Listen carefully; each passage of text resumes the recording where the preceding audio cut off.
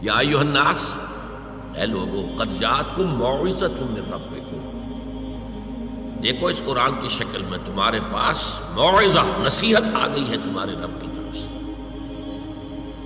وشفاء لما فی الصدور، اور سینوں میں جو روگ ہیں ان کی دوا آ گئی ہے۔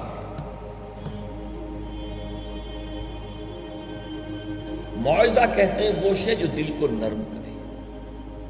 پرانے زمانے میں وعظ کا بہت رواج ہوتا تھا، بڑے بڑے واعظ ہوتے تھے۔ اب ریشنلزم کا دور ہے، وعظ میں جذبات کو اپیل کیا جاتا ہے،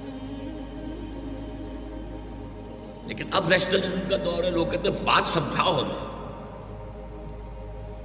لہذا وعظ کو بڑی حقیر شے سمجھا جاتا ہے۔ کہتے ہیں کسی کو کہیں وعظ کہہ رہے، وعظ کہہ رہے ہیں، کبھی وعظ کہہ رہے ہیں اس کا تو کوئی فائدہ ہی نہیں،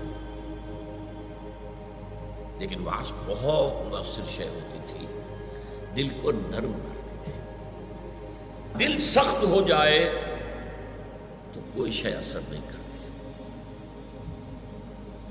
ثم قست قلوبکم فہی کالحجارۃ او اشد قسوۃ، یہ جو بنی اسرائیل کے بارے میں کہا کہ تمہارے دل سخت ہوتے چلے اور وہ پتھروں کی مانند ہو گئے، بلکہ پتھروں سے بھی زیادہ سخت۔ تو قرآن اس کے اوپر آئے گا، پھسل جائے گا، چلا جائے گا۔ پتھروں پہ کیا پانی کا اثر ہوگا؟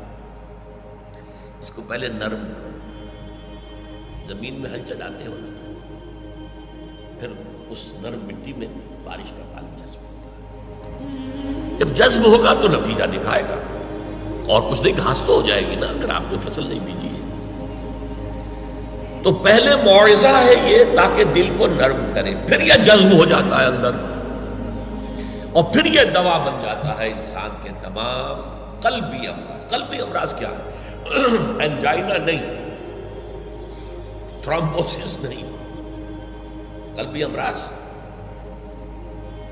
حب دنیا، حب مال، تکبر، حسد، شہوت پرستی، دولت پرستی، شہرت پرستی، اقتدار پرستی، یہ امراض، ان امراض کا پھر وہ علاج بن جاتا ہے۔ صلی اللہ علی محمد، صلی اللہ